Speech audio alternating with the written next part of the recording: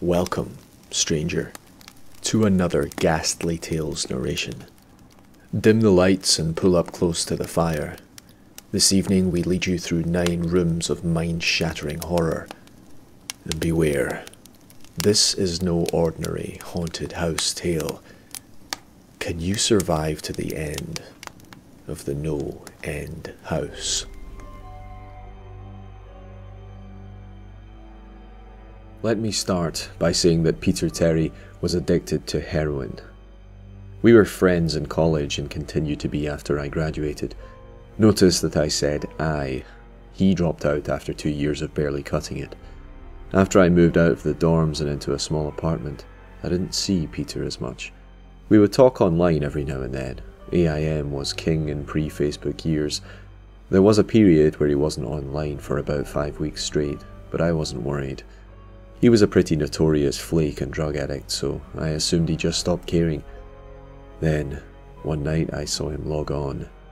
Before I could initiate a conversation, he'd sent me a message. "David, man, we need to talk." That was when he told me about the NoEnd House. It got that name because no one had ever reached the final exit. The rules were pretty simple and cliché. Reach the final room of the building and you win $500. There were 9 rooms in all. The house was located outside the city, roughly 4 miles from my own house. Apparently Peter had tried and failed. He was a heroin and who knows what the fuck else addict, so I figured the drugs got the best of him and he wigged out at a paper ghost or something. He told me it would be too much for anyone, that it was unnatural. I didn't believe him. I told him I would check it out the next night, and no matter how hard he tried to convince me otherwise, $500 sounded too good to be true. I had to go. I set out the following night. When I arrived, I immediately noticed something strange about the building. Have you ever seen or read something that shouldn't be scary, but for some reason a chill crawls up your spine? I walked toward the building and the feeling of uneasiness only intensified as I opened the front door. My heart slowed and I let a relieved sigh leave me as I entered. The room looked like a normal hotel lobby decorated for Halloween. A sign was posted in place of a worker. It read, "Room 1 this way, 8 more follow. Reach the end and you win." I chuckled and made my way to the first door. The first area was almost laughable. The decor resembled the Halloween aisle of a Kmart, complete with sheet ghosts and animatronic zombies that gave a static growl when you passed by. At the far end was an exit. It was the only door besides the one I had entered through. I brushed through the fake spider webs and headed for the second room. I was greeted by a fog as I opened the door to room 2. The room definitely upped the ante in terms of technology. Not only was there a fog machine, but a bat hung from the ceiling and flew in a circle. Scary. They seemed to have a Halloween soundtrack that one would find in a 99-cent store on a loop somewhere in the room. I didn't see a stereo, but I guess they must have used a PA system. I stepped over a few toy rats that wheeled around and walked with a puffed chest across to the next area. I reached for the doorknob and my heart sank to my knees. I did not want to open that door. A feeling of dread hit me so hard I could barely even think. Logic overtook me after a few terrified moments and I shook it off and entered the next room. Room 3 is where things began to change. On the surface, it looked like a normal room. There was a chair in the middle of the wood-panelled floor. A single lamp in the corner did a poor job of lighting the area, casting a few shadows across the floor and walls. That was the problem. Shadows. Plural. With the exception of the chairs, there were others. I had barely walked in the room and I was already terrified. It was at that moment that I knew something wasn't right. I didn't even think as I automatically tried to open the door I came through. It was locked from the other side. That set me off. Was someone locking the doors as I progressed? There was no way I would have heard them. Was it a mechanical lock that set automatically? Maybe. But I was too scared to think. I turned back to the room and the shadows were gone. The chair's shadow remained, but the others were gone. I slowly began to walk. I used to hallucinate when I was a kid, so I wrote off the shadows as a figment of my imagination. I began to feel better as I made it to the halfway point of the room. I looked down as I took my steps, and that's when I saw it. Or didn't see it. My shadow wasn't there. I didn't have time to scream. I ran as fast as I could to the other door and flung myself without thinking into the room beyond. The fourth room was possibly the most disturbing. As I closed the door, all light seemed to be sucked out and put back into the previous room. I stood there, surrounded by darkness, not able to move. I'm not afraid of the dark and never have been, but I was absolutely terrified. All sight had left me. I held my hand in front of my face, and if I didn't know what I was doing, I would never have been able to tell. Darkness doesn't describe it. I couldn't hear anything. It was dead silence. When you're in a soundproof room, you can still hear yourself breathing. You can hear yourself being alive. I couldn't. I began to stumble forward after a few moments, my rapidly beating heart the only thing I could feel. There was no door in sight. Wasn't even sure there was one this time. The silence was then broken by a low hum. I felt something behind me. I spun around wildly but could barely even see my nose. I knew it was there though. Regardless of how dark it was, I knew something was there. The hum grew louder, closer. It seemed to surround me, but I knew whatever was causing the noise was in front of me, inching closer. I took a step back. I had never felt that kind of fear. I can't really describe true fear. I wasn't even scared I was going to die. I was scared of what the alternative was. I was afraid what this thing had in store for me. Then the lights flashed for a second, and I saw it. Nothing. I saw nothing, and I know I saw nothing there. The room was again plunged into darkness, and the hum became a wild screech. I screamed in protest. I couldn't hear this goddamn sound for another minute. I ran backwards, away from the noise, and fumbled for the door handle. I turned and fell into room 5. Before I describe room 5, you have to understand something. I am not a drug addict. I've had no history of drug abuse, nor any sort of psychosis short of the childhood hallucinations I mentioned earlier, and those were only when I was really tired or just waking up. I entered the NoEnd House with a clear head. After falling in from the previous room, my view of room 5 was from my back, looking up at the ceiling. What I saw didn't scare me, it simply surprised me. Trees had grown into the room and towered above my head. The ceilings in this room were taller than the others, which made me think I was in the centre of the house. I got up off the floor, dusted myself off, and took a look around. It was definitely the biggest room of all. I couldn't even see the door from where I was. Various brush and trees must have blocked my line of sight from the exit. Up to this point, I figured the rooms were going to get scarier, but this was a paradise compared to the last room. I also assumed that whatever was in room 4 stayed there. I was incredibly wrong. I made my way deeper into the room. I began to hear what one would hear if they were in a forest. Chirping bugs and the occasional flap of birds seemed to be my only company in this room. That was the thing that bothered me the most. I heard the bugs and the other animals, but I didn't see any of them. I began to wonder how big this house was.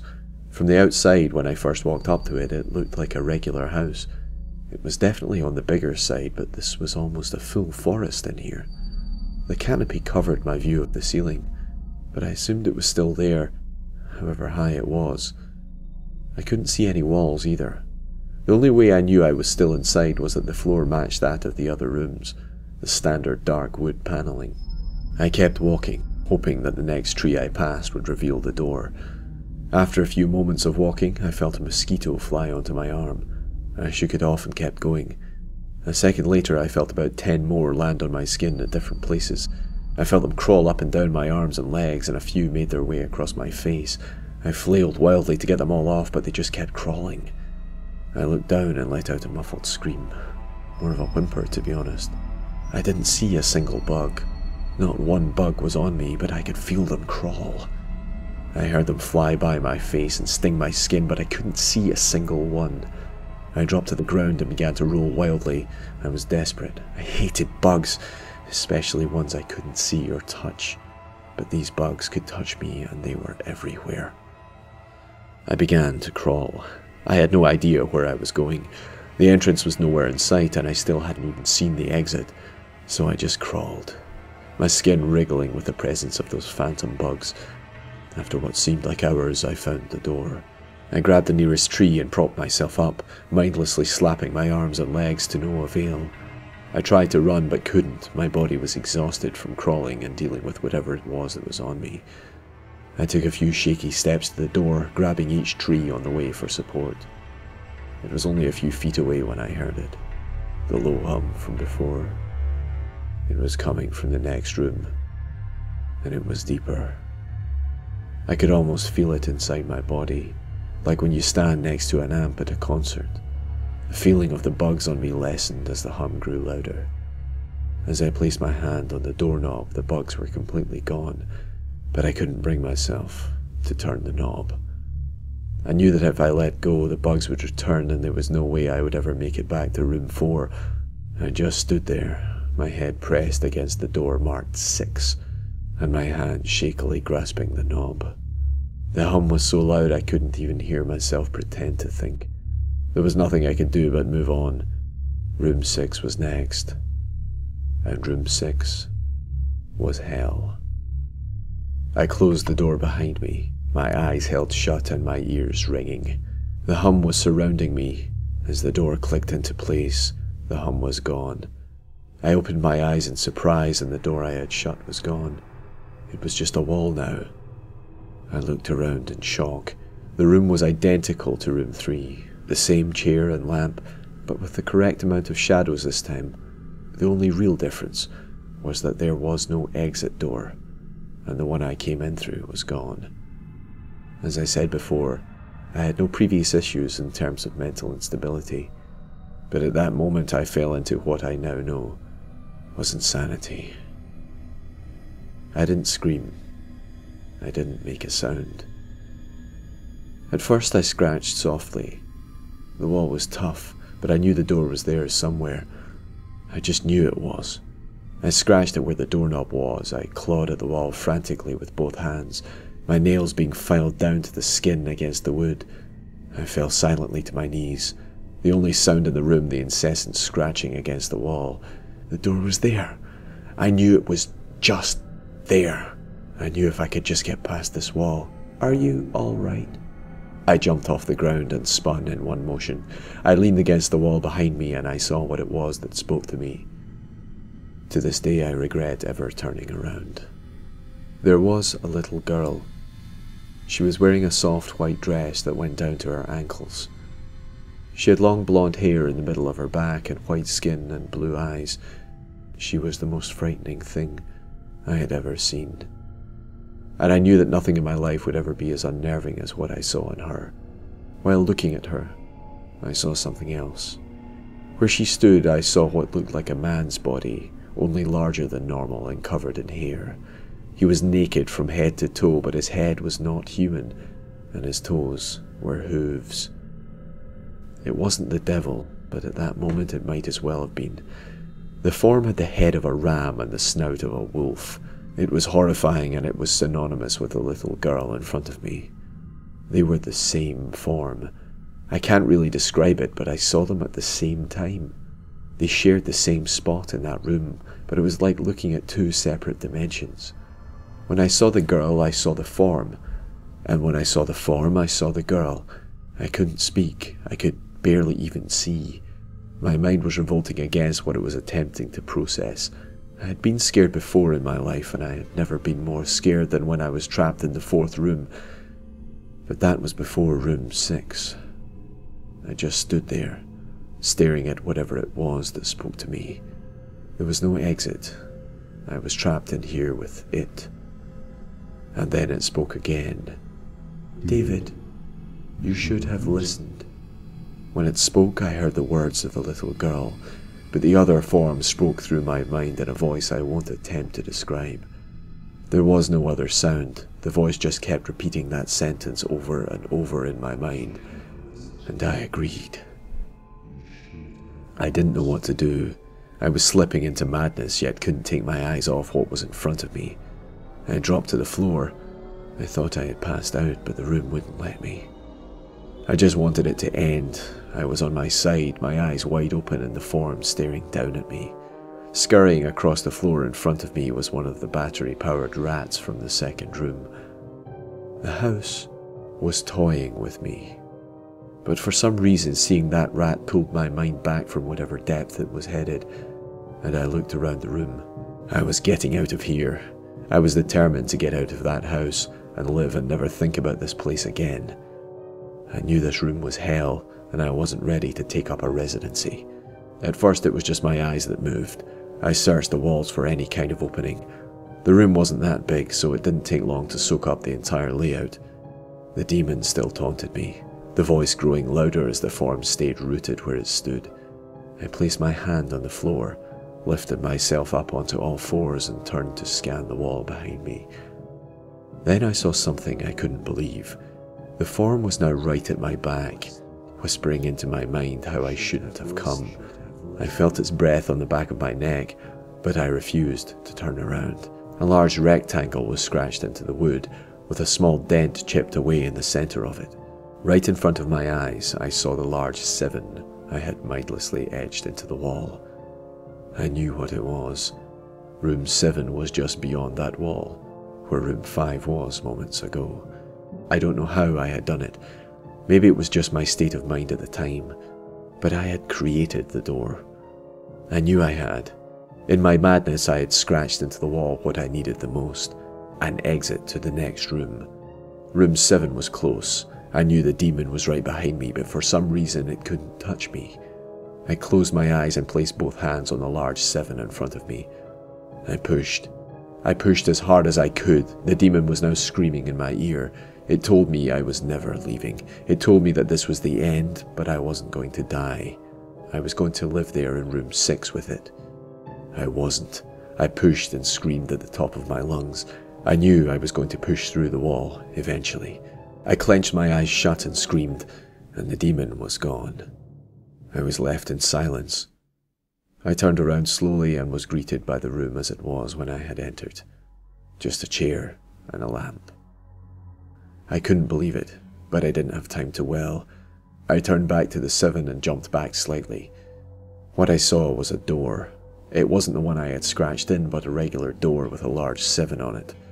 My whole body was shaking. It took me a while to turn the knob. I just stood there for a while, staring at the door. I couldn't stay in room 6. I couldn't. But if this was only room 6, I couldn't imagine what 7 had in store. I must have stood there for an hour, just staring at the 7. Finally, with a deep breath, I twisted a knob and opened the door to room 7. I stumbled through the door, mentally exhausted and physically weak. The door behind me closed and I realized where I was. I was outside. Not outside like room 5, but actually outside. My eyes stung. I wanted to cry. I fell to my knees and tried, but I couldn't. I was finally out of that hell. I didn't even care about the prize that was promised. I turned and saw the door I just went through was the entrance. I walked to my car and drove home, thinking of how nice a shower sounded. As I pulled up to my house, I felt uneasy. The joy of leaving NoEnd House had faded and dread was slowly building in my stomach. I shook it off as residual from the house and made my way to the front door. I entered and immediately went up to my room. There on my bed was my cat, Baskerville. He was the first living thing I had seen all night, and I reached to pet him. He hissed and swiped at my hand. I recoiled in shock, as he had never acted like that. I thought, whatever, he's just an old cat. I jumped in the shower and got ready for what I was expecting to be a sleepless night. After my shower, I went to the kitchen to make something to eat.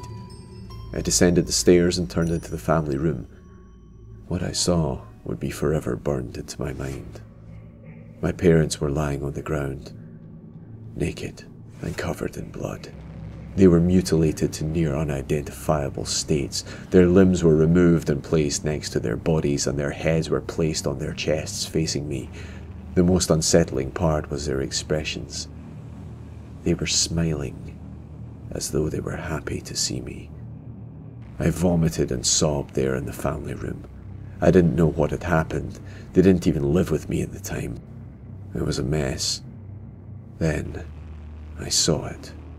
A door that was never there before.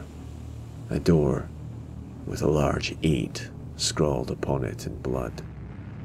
I was still in the house. I was standing in my family room, but I was in room 7. The faces of my parents smiled wider as I realized this. They weren't my parents. They couldn't be, but they looked exactly like them. The door marked 8 was across the room, behind the mutilated bodies in front of me. I knew I had to move on, but at that moment I gave up. The smiling faces tore into my mind. They grounded me where I stood. I vomited again and nearly collapsed. Then the hum returned. It was louder than ever, and it filled the house and shook the walls. The hum compelled me to walk. I began to walk slowly, making my way closer to the door and the bodies. I could barely stand, let alone walk, and the closer I got to my parents, the closer I came to suicide. The walls were now shaking so hard it seemed as though they were going to crumble, but still the faces smiled at me. As I inched closer, their eyes followed me. I was now between the two bodies, a few feet away from the door. The dismembered hands clawed their way across the carpet towards me, all while their faces continued to stare. New terror washed over me and I walked faster. I didn't want to hear them speak. I didn't want the voices to match those of my parents. They began to open their mouths, and the hands were inches from my feet. In a dash of desperation, I lunged towards the door, threw it open, and slammed it behind me. Room 8.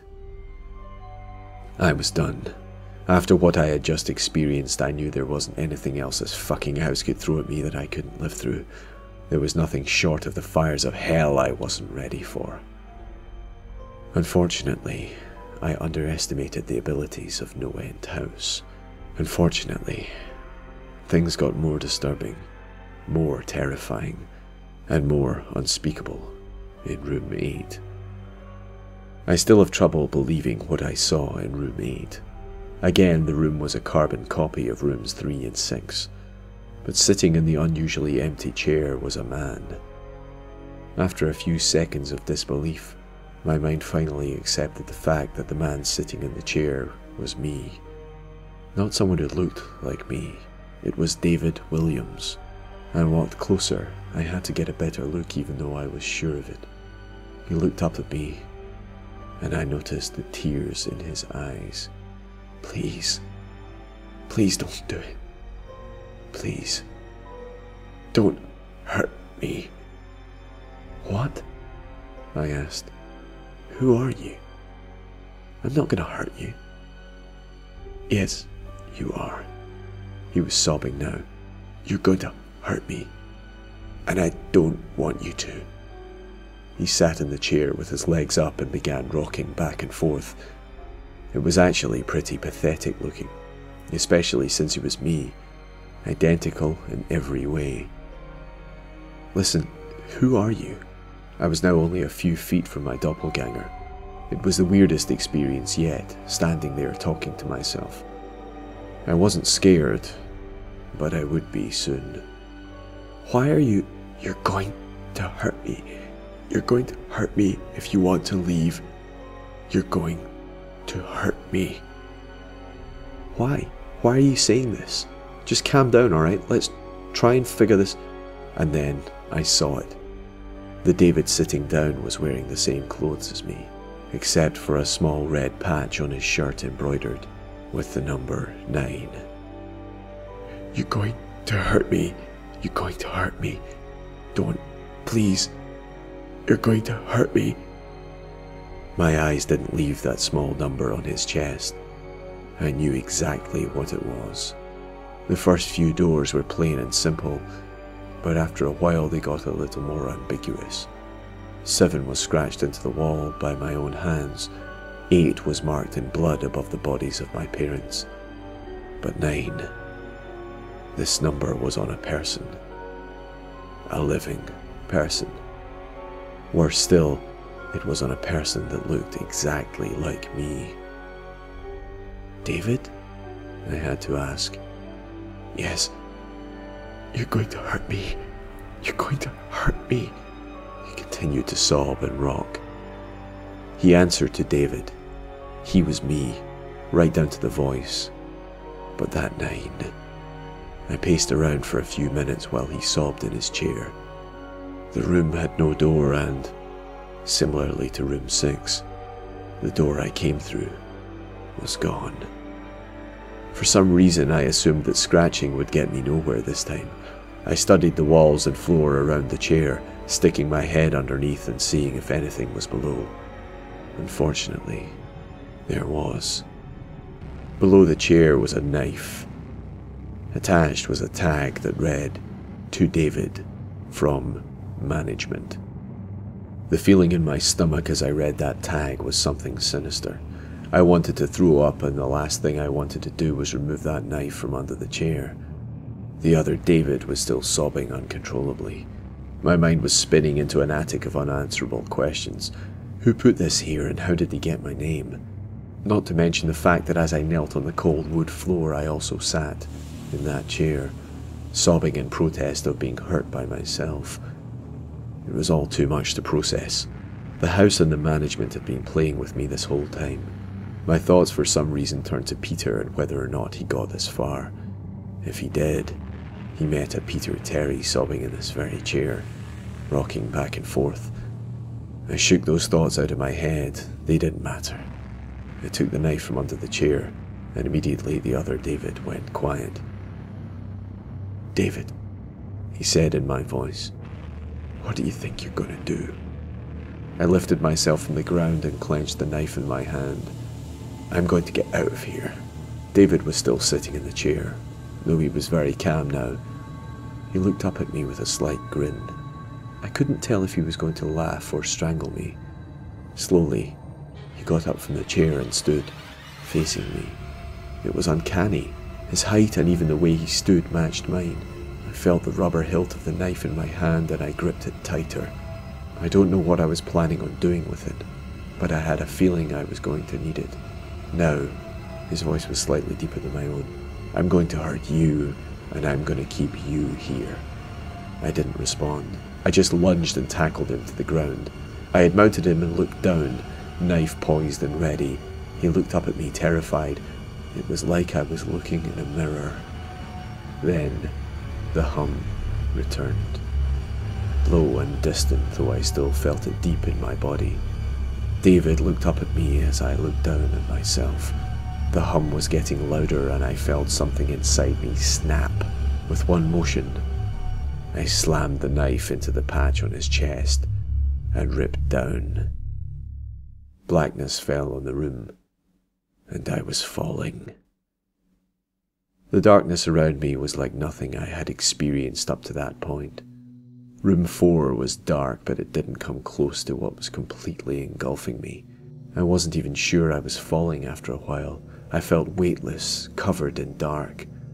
Then a deep sadness came over me. I felt lost, depressed and suicidal. The sight of my parents entered my mind.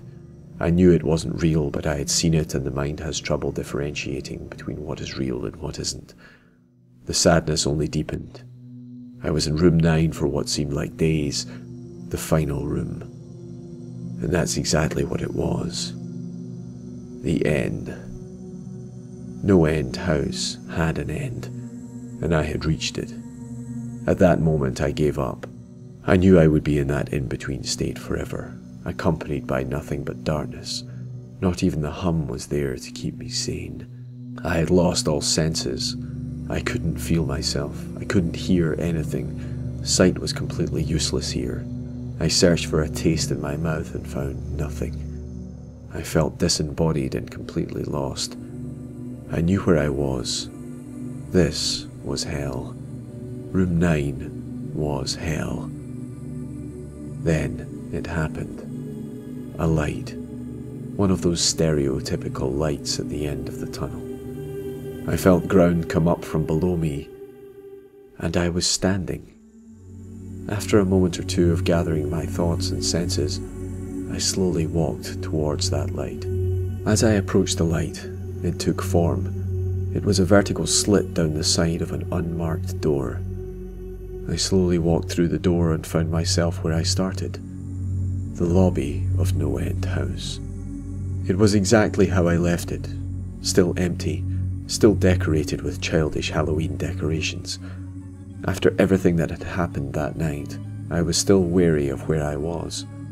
After a few moments of normalcy, I looked around the place trying to find anything different. On the desk was a plain white envelope with my name handwritten upon it. Immensely curious, yet still cautious, I mustered up the courage to open the envelope. Inside was a letter, again handwritten. David Williams. Congratulations, you have made it to the end of NoEnd House. Please accept this prize as a token of great achievement. Yours forever, Management. With the letter were 5 $100 bills. I couldn't stop laughing. I laughed for what seemed like hours. I laughed as I walked out to my car, and I laughed as I drove home. I laughed as I pulled into my driveway. I laughed as I opened the front door to my house. And I laughed as I saw the small 10 etched into the wood.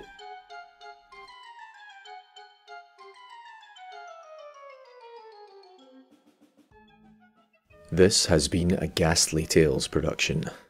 Narration by Martin Yates, accompanying music by Kevin MacLeod, licensed under Creative Commons by Attribution 3.0. For full credits, please see the description. I hope you've enjoyed this reading. If you have, please subscribe to Ghastly Tales on YouTube or find Ghastly Tales Presents on Facebook for more horror narration, short films, reviews, live streams, discussion, and more.